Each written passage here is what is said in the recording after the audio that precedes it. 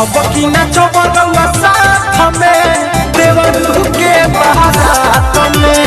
अब की न चबरवा साथ में देवरू के बारात में।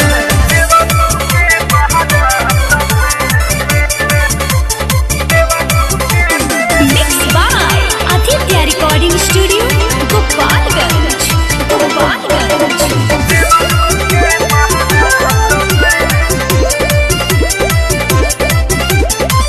निकली पारा छावन सैया बाजी जब डीजे कमर हिलाए बड़ौआ संगे वही जे।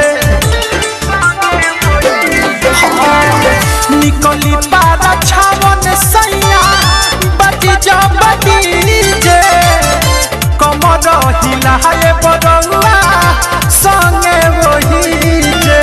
हमके धराए पौठावा में नचावा, हमके धराए पौठावा में नचावा, बाबी के अपना दांत में, अरे दांत में।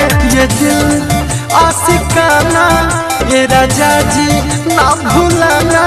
अरे भौजी अरे रोमांटिक हो गई का हो ना जी गावत नहीं ता गावा। अब की ना चबरवा साथ में देवरू के बारात में। अब की ना चबरवा साथ में देवरू के बारात में।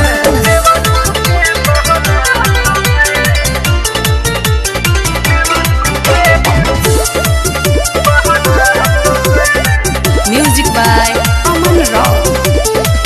मनोज माता वाला पिया मन बना ही बात जी।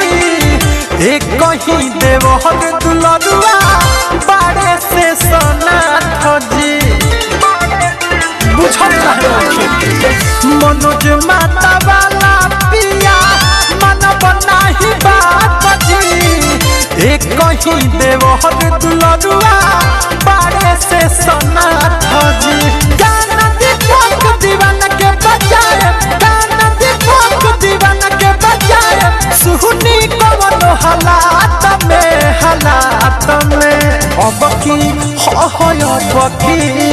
अब की न चबरवा साथ में देवरू के बारात में।